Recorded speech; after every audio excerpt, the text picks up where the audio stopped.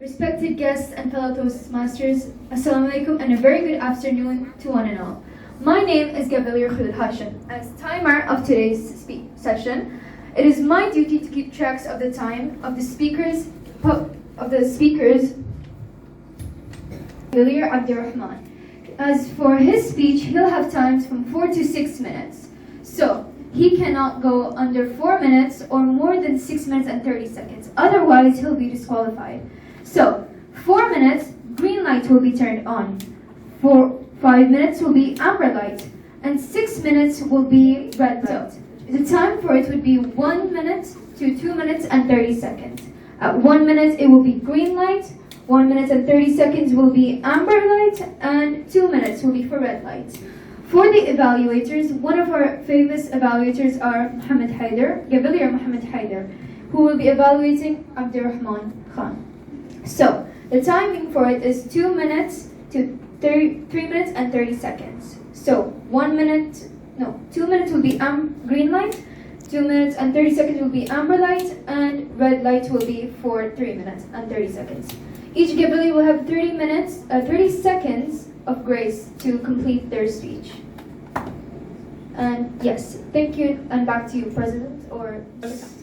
I'd like to invite our Master of Ceremonies for today, inspiring, motivating, please stand up, captivating, filled with integrity, our Master of Ceremonies for today, Gavilier Marwa Javed. Please.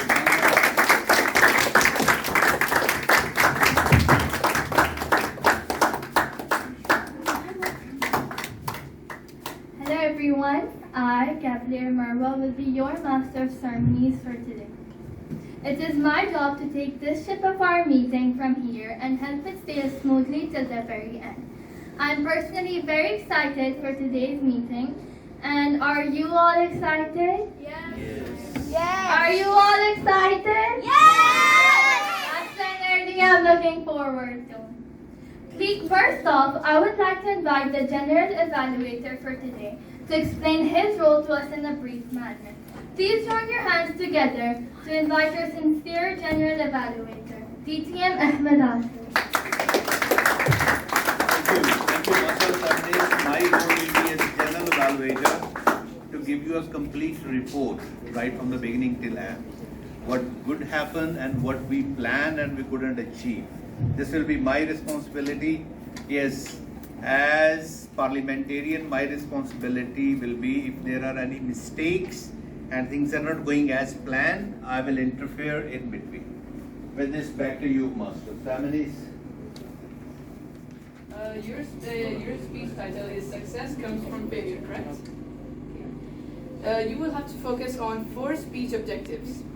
You have to select an appropriate outline which allows listeners to easily follow and understand your speech.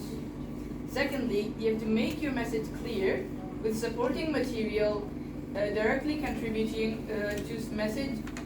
Okay. And thirdly, you have to use appropriate transitions when moving from one idea to another.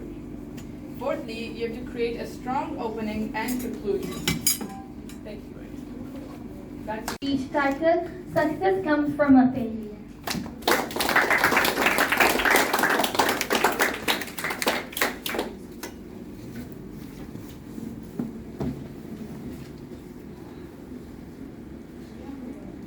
Have you ever wondered how some people are a failure and come to success? It's a question that always puzzles us, but today I'm going to share a story that might just hold the answer. Meet Max, a young boy whose life is filled with challenges and setbacks. But instead of giving up, Max discovered that the true key to success lies in how we respond to these setbacks. Max was known for his top grades and excellent performance. From a young age, his teachers often praised him for his intelligence and hard work, and his parents were proud of his achievements. After finishing 7th grade with a report card full of A's, he felt like he was on top of the world. He felt he was invincible. He felt that he was confident and capable. That summer, he spent his vacations watching TV, playing video games, and hanging out with friends. School for him was like a distant memory. But for him, but however, when the new year started, he assumed that he could easily catch up to his grades without putting in much effort. The first few weeks of school went fine. However, as the semester progressed, his grades started to slip. His teachers noticed his grades going down. One teacher, Miss Patel, called him aside after class one day. Max, you've got so much potential, but you're not putting in the effort. We know you can do better, she said. His parents were also worried. They always saw him as a bright student, and the sudden drop of grades was alarming.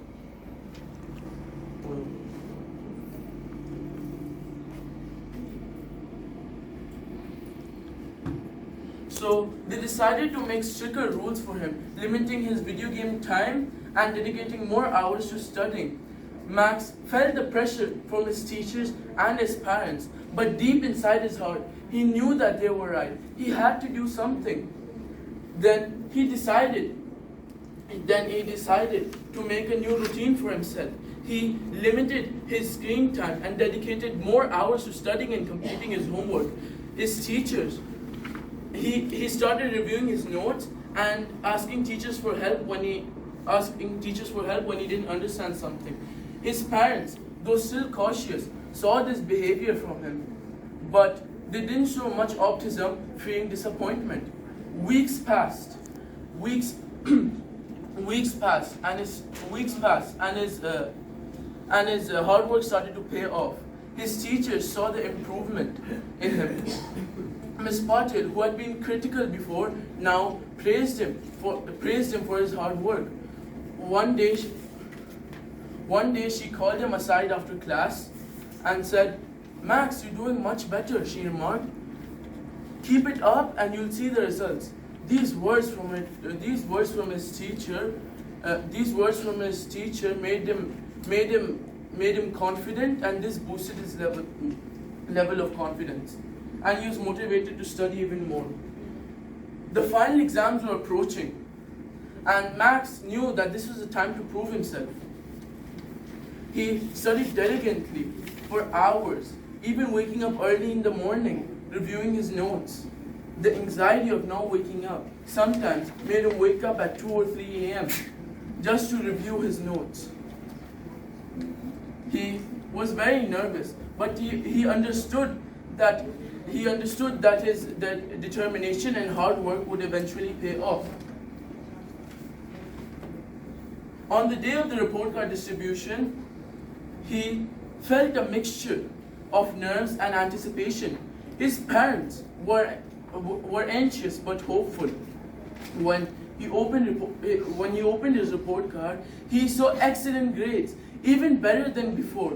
His parents were overjoyed and proud of him and hugged him tightly. That was the day of validation. That was the day of triumph and validation. The moral of Max's story is clear. Success is not the end. It's an opportunity to learn and grow.